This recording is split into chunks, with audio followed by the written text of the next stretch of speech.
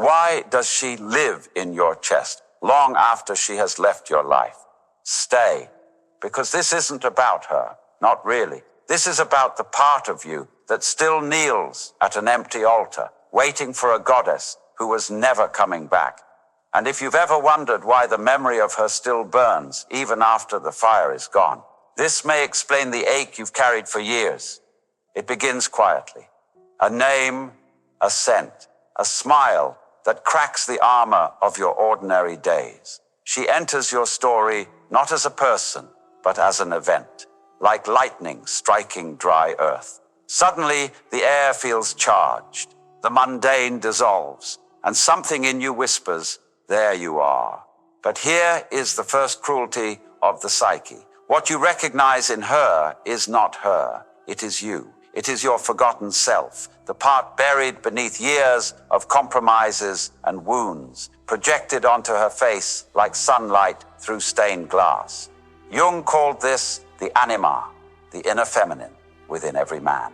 She is not the woman herself, but the mirror she unknowingly holds up to the boy inside you who still waits to be chosen.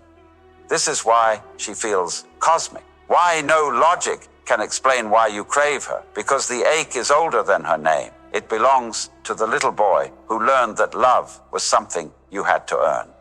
Every love story, whether fulfilled or fractured, begins with this silent bargain. You meet someone whose presence awakens the orphan parts of your soul. They feel like home, but they are not home. They are only the doorway. And when they leave, the doorway closes, and you are left outside again, shivering in the wind. This is why you can't move on. It's not because she was perfect. It's not even because she was yours. It's because she carried your projection of salvation. And when she walked away, she took it with her.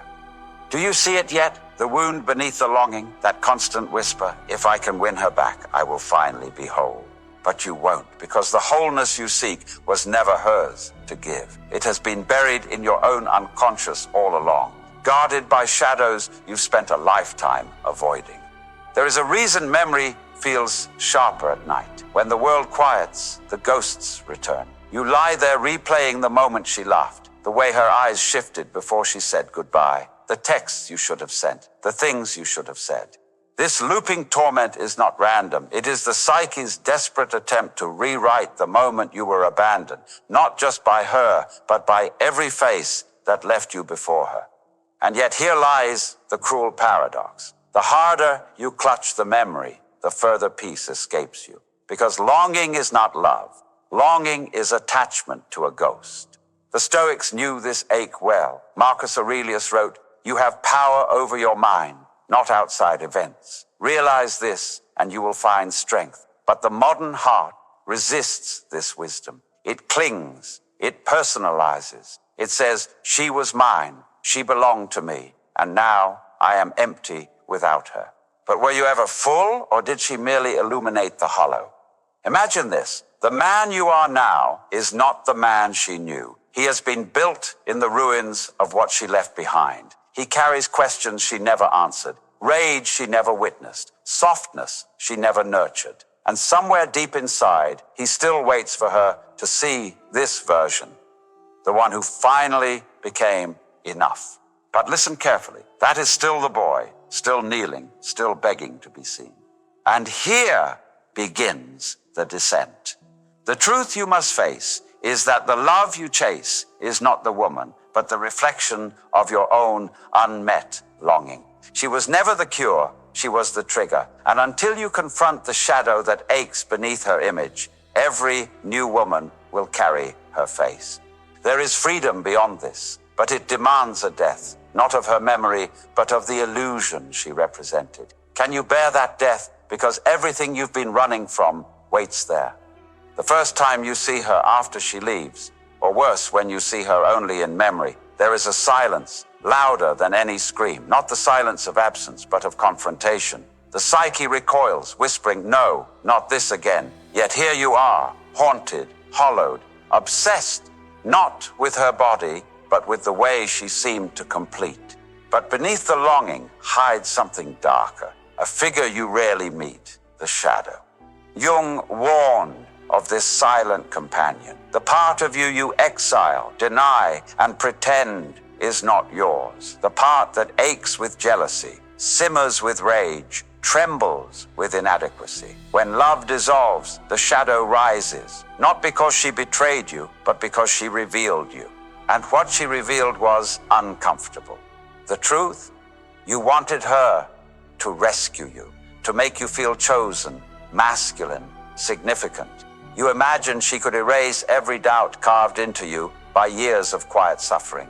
Her presence was a narcotic, and now, in her absence, the withdrawal begins. This is why breakups hurt beyond logic. The pain is not proportional to the relationship's length or depth. It is proportional to the unmet needs it exposed. Every sleepless night is not about missing her. It is about missing the part of you that felt alive in her gaze. Listen closely. The woman you cannot release lives only partly in memory. The rest lives in fantasy. You don't just mourn what was, you mourn what could have been, the unbuilt future, the parallel life where you were enough and she stayed. And this imagined life is often more addictive than reality because fantasy is flawless. She never disappoints there. You never fail there. But the soul cannot live in an imagined house. Sooner or later, the walls collapse. Here the Stoics enter. Epictetus reminds, men are disturbed not by things, but by the view they take of them. She did not ruin you. You were already fractured. Her leaving merely unveiled the fracture. And this, though brutal, is a gift, because until the wound is named, it owns you. Consider this. Why do some loves pass through you like rain, while others linger like fire? Why does she remain, while others fade into gentle memory? The difference is not her beauty, her kindness, or even her betrayal. The difference is the archetype she awakened in you. She was the muse, the goddess, the unreachable star. And when she left, she took the light with her, leaving you to stumble in the dark, convinced that without her glow, you are nothing. But light borrowed from another is always temporary. This is the threshold few cross. Most will seek distraction. New women, new addictions, endless scrolling, the numbness of noise. Anything to avoid sitting with the hollow. But if you are listening still, if these words still echo against your ribs, then part of you is ready for something else. A descent not into forgetting her, but into finally seeing yourself. Here is the quiet horror and the quiet hope. The woman you cannot release is not truly her. It is your anima calling you home. The unlived life you buried in order to be loved. The tears you swallowed. The softness you abandoned. The authenticity you traded for approval. She awakens it and then leaves you alone with it. And so begins the second fall. Into the mirror you have avoided your entire life. This is the place where most men turn back. But you, if you dare continue, will find something unthinkable in the depths. The love you chase in her was always your own. At first it feels like betrayal. How could the heart fabricate something so profound? How could the mind construct a goddess from human skin? And yet, this is what the psyche does. It drapes divinity onto the mortal, crowns ordinary moments with myth. She was never just her. She was every unhealed wish stitched into one living symbol. This is why letting go feels impossible. You are not releasing one woman. You are releasing the cathedral you built around her. Look closely at the memory that haunts you. Notice how perfect she is there. The way she always understands. The way she looks at you like you are more than you believe yourself to be. This is not the real woman. This is the archetype, your unconscious, carved from her silhouette. Jung warned, when we fail to recognize projection, we mistake infatuation for destiny. We believe we've found the one, when in truth, we've stumbled upon the perfect screen for our own longing. And here is the subtle cruelty. The more incomplete you feel, the more divine she appears. You know this because no flaw of hers could shatter the spell. Even when she hurt you, the ache deepened. Even when she left, you clung harder. Pain only baptized the bond because pain proved it mattered. This is how trauma bonds are born. The nervous system mistakes chaos for passion, absence for worth, and withholding for proof of value. You were taught somewhere, long before her, that love must be earned. And so, the more distant she became, the more desperately you chased. Alan Watts spoke often of this dance, the way we clutch illusions as if they are life rafts, terrified of drowning in what remains when they're gone. He would say softly, the more you grasp, the more it slips through your fingers, for what you try to possess possesses you. And so you find yourself here, possessed by a ghost, but there is a way out, though it is nothing like what you've been told. Not moving on by force, not numbing with distraction, not replacing her with another face. The way out is through the archetype, through the longing, through the mirror of your own ache. This means grieving not only her, but also the story you wrote about her, the imagined future, the boy who believed salvation would arrive in a woman's embrace, the man who placed his wholeness in someone else's keeping. Grief is not forgetting. Grief is unbinding. Here is what you will learn as you descend. The more you humanize her, the freer you become. The goddess turns mortal. The altar dissolves. You see her flaws, her fears, her own unhealed wounds, and suddenly the spell weakens. You begin to understand that she was not a savior. She was simply a mirror. And when the mirror falls, you are left with only yourself. This is where the Stoics nod quietly. Seneca reminds, he who suffers before it is necessary suffers more than necessary. The suffering you feel now, much of it, is no longer hers to cause. It is yours to release. But release is not forgetting. It is remembering differently. To do this, you must confront the secret truth you've avoided. You did not want her. You wanted the version of yourself that existed in her eyes. This realization shatters and saves you at once. Because if she was not the source of your worth, she cannot be the thief of it either. Which means the door you thought she closed was never hers to open. There comes a moment, quiet and almost cruel, when you realize she is never coming back. Not as she was, not as you dreamed her. The woman you lost exists now only in memory, and memory, like mist, cannot be held. This is the death no one prepares you for, not of her body, but of the dream she carried. At first, you resisted. You argue with ghosts. You rehearse what you would say if she called, if she apologized, if she returned changed. But beneath every fantasy lies the truth you fear most. The life you imagined with her will never arrive. And so the psyche does what it always does when faced with loss. It bargains. It clings to hope, because hope feels safer than grief. But hope, too, can be a chain. The descent into yourself begins when you let the dream die. This death is not loud. It does not announce itself with closure or clarity. It comes quietly, in small surrenders. The first morning you wake and realize you did not think of her name. The first song you can listen to without flinching. The first time her face feels like someone else's story. It is not forgetting. It is remembering differently. Jung described individuation as a kind of inner alchemy. The transformation of raw pain into meaning, of projection into presence. The anima, once worshipped in her image, returns inward, becoming part of you again. No longer a goddess on a pedestal, but a quiet guide within. This is why heartbreak, endured fully, changes a man. It drags him into the depths of himself, forcing him to retrieve the gold buried in shadow. But before the gold, there is ash, the ash of illusions, burned away. The ash of who you were when you still believed love would save you. The ash of every version of you she never saw, never held, never healed. It feels like dying because in a sense it is. The man who needed her cannot survive this descent. Only the man who no longer does will emerge. The Stoics understood this death as liberation. Marcus Aurelius wrote, "Everything we hear is an opinion, not a fact. Everything we see is a perspective, not the truth. Your heartbreak is not truth, it is perspective.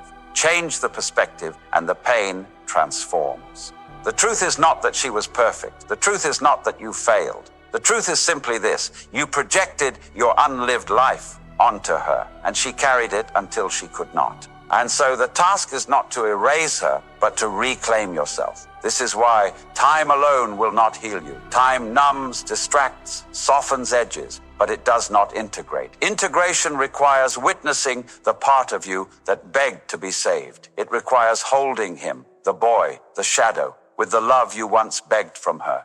This is the turning point, when longing transforms into mourning and mourning into meaning. When you stop asking, why did she leave me? And begin asking, what part of me did she awaken? Because the answer to that question is the key to everything you seek. The woman you cannot move on from is not waiting to return. She is waiting to be released. And in releasing her, you release yourself. But to do this, one more death is required. The death of the man you thought you had to be for her to stay. There is a moment often unmarked when the obsession shifts. You still think of her, but the ache feels different, less frantic, more hollow. The image you once worshipped begins to crack, and through the cracks, light seeps in. It is here you begin to see her clearly, not as goddess, not as savior, but as human, imperfect, fragile, carrying her own shadows, her own wounds. The spell breaks not through hatred or resentment, but through understanding. And in this clarity, something startling happens. You realize the love you thought you felt for her was, in truth, a longing for yourself. Jung's Anima, the inner feminine, is not a woman outside you. She is the unlived song of your own soul, the part that feels, dreams, softens, trusts, the part you exiled in your pursuit of strength, control, survival. When she appeared in your life, she awakened this hidden part. She held up a mirror, and for a moment you saw yourself reflected in her light. That reflection felt divine because you had forgotten its source was you. The pain of losing her is the pain of losing access to that reflection. But here is the quiet truth. You never lost it. You only forgot where it came from. This is why every attempt to replace her fails. No new woman can replicate what she awakened, because what you truly seek is not another her, but yourself. Until this is seen, the cycle repeats endlessly. Projection, obsession, heartbreak. To break the cycle, you must retrieve the projection, call back the goddess from the altar of her face, and seat her within your own heart.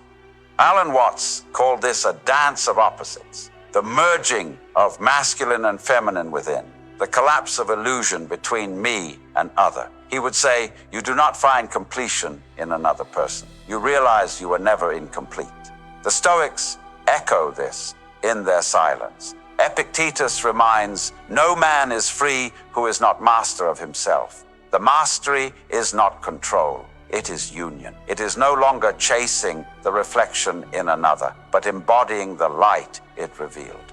This is not easy. It feels like tearing down a temple built over years. It feels like betraying the love that defined you. It feels like abandoning the only myth that ever made sense. But myths are not meant to be lived forever. They are meant to lead you home. As you descend into this realization, you will meet every ghost you've carried. The boy who feared being forgotten, the man who measured worth by conquest or devotion, the lover who mistook longing for love. One by one, you will sit with them, not to banish, but to listen, to hold, to forgive. This is integration. This is individuation. This is how a man becomes whole. When the anima returns inward, something profound shifts. Women no longer appear as saviors or threats. They appear as they are, human beings on their own journey, carrying their own gods and ghosts. And in this seeing, true connection becomes possible for the first time. Not because you need her, but because you no longer do. This is the paradox of love. Only when you no longer cling to it can you finally receive it. But before love returns, if it does, there is one more reckoning ahead, the confrontation with solitude. Because until you learn to stand alone, no relationship will feel like freedom. Solitude is the threshold most fear to cross. It is the silence after the storm, the emptiness that follows the death of the dream. Here, without distraction, without illusion, the echoes of every unhealed wound rise to meet you. At first it feels unbearable. The absence of her presence feels like the absence of meaning itself. The phone stays silent. The bed feels too wide. The days blur into one another, hollow and gray. But this silence, though cruel, is holy. The ancients knew this well. The desert fathers, the monks, the philosophers, all spoke of retreat, of stillness, of entering the wilderness within. For it is here, stripped of noise, that the soul finally speaks. The voice you hear in solitude is not gentle at first. It accuses, it mourns, it rages, it replays every mistake, every rejection, every memory you buried beneath busyness and pursuit. But if you stay, if you do not run, the voice softens. Beneath the grief, beneath the anger lies something quieter, the simple truth that you were never unworthy. This is the secret heartbreak hides. You are not grieving her. You are grieving the parts of yourself you abandoned to be loved. And solitude, though merciless, is where those parts return. The Stoics call this the fortress within, a place untouched by fortune or loss. Marcus Aurelius wrote, "Nowhere can man find a quieter or more untroubled retreat than in his own soul. But to reach this retreat, you must first pass through fire, the burning away of every illusion you carried about who you must be to deserve love." Here is where transformation begins, not when someone new appears, not when she apologizes, not even when time dulls the memory. Transformation begins the moment you stop running from yourself.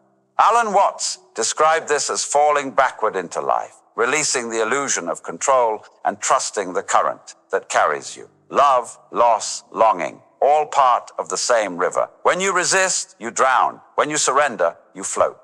Solitude is where surrender happens, where the boy inside you stops screaming to be chosen and instead learns to hold himself, where validation no longer comes from her gaze, but from the quiet knowing that you are whole, even in your aloneness.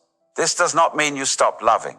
On the contrary, it means love, real love, finally becomes possible. For love is not possession. Love is presence. And presence cannot bloom where projection reigns. This inner reckoning is not glamorous. There is no applause, no recognition. It happens in quiet rooms, in sleepless nights, in conversations with shadows no one else will ever hear. But this is where freedom is born. When you emerge, and you will, the world will not look different. She may still be gone. The memories may still ache, but you will have changed. And because you have changed, everything will. Yet there is one more veil to lift, one final illusion to shatter before you are free. The belief that closure comes from her. We are taught to chase closure, to believe healing will come when the story makes sense, when she explains why, when you finally get to speak the words left unsaid. But closure, in its truest form, never arrives from another's lips. It is not something given, it is something claimed. Waiting for her apology is waiting for winter to bloom. You could spend a lifetime there, staring at barren branches, believing spring will only come when she returns. But the seasons do not wait for your permission, and neither will your healing. Here is the harsh truth. Even if she came back tomorrow, even if she offered every answer, every reason, every regret, it would not quiet the ache you carry, because the ache was never about her words. It was about your wound. The woman you loved cannot close what she did not open.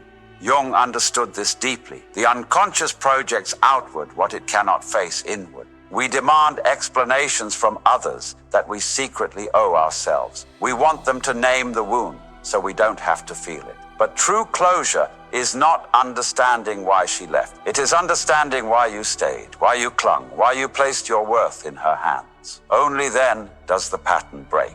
The Stoics echo this. Epictetus warns, when someone provokes you, remember it is your opinion that provokes you. Her actions are her own. Your suffering is the meaning you attach to them. Remove the meaning and the suffering dissolves. But removing meaning does not mean erasing love. It means setting it free. You begin to see her differently in this light. Not as villain, not as savior, but as catalyst. She entered your life to awaken what lay dormant. And once awakened, she departed. Not because you failed, but because the lesson was complete. In this way, Even her absence becomes a strange kind of gift. Alan Watts would call this the cosmic joke, that what we think is tragedy is often transformation in disguise. That loss is the doorway through which the soul re-enters itself. When you stop seeking closure in her, something remarkable happens. The energy you once spent chasing, pleading, replaying, it returns to you. The longing that once burned outward now fuels your own becoming. You no longer ask, will she come back? You begin asking, who am I becoming now that she is gone? And in this question, everything shifts. This is the beginning of rebirth, not the loud, triumphant rebirth of movies, but the quiet kind, the kind that feels like breathing for the first time in years, the kind where peace arrives, not with answers, but with acceptance. Yet there is one final threshold, one last illusion to release, the belief that wholeness depends on being loved at all. There is a silence deeper than heartbreak. It comes after the bargaining, after the longing, after every attempt to rewrite the story has been exhausted. In this silence, you no longer fight the loss. You no longer wait for her return. You simply stop. And in that stopping, you finally hear it, the sound of your own soul. This is the moment Jung called individuation. The reunion of the fragmented self. The anima, once projected outward, returns inward. The lost boy meets the man. The abandoned child is embraced by the one who abandoned him, you. For the first time, love no longer moves outward in desperation, but radiates inward in stillness. Here, the illusions crumble. You no longer believe someone else's gaze defines your worth. You no longer chase love as proof of existence. You no longer mistake longing for destiny. What remains is quiet, steady, whole. Alan Watts would call this the falling away of separateness, the realization that the love you sought was never elsewhere. He would whisper, you are the very thing you were searching for. And in that realization, a strange freedom arises. You can love without clinging. You can desire without demanding. You can let people leave, not because you are numb, but because you are full. The Stoics knew this freedom well. Marcus Aurelius wrote, when you arise in the morning, think of what a precious privilege it is to be alive, to breathe, to think, to enjoy, to love. Notice, he never said to be loved. He said to love. Love is not something you wait to receive. It is something you become. When you reach this place, the memory of her softens. She no longer haunts. She no longer defines. She simply was. A chapter, not the book. A wave, not the ocean. And as the tide of longing recedes, you stand at the shore of yourself, whole, unbroken, alive. This is the rebirth. She no longer waits to be seen. She sees herself, and that changes everything. The man you are now does not kneel at altars. He walks among them, knowing divinity was never in her. It was always in you. What once felt like loss now breathes like liberation. And in that silence, you finally hear it. The sound of your own soul returning home.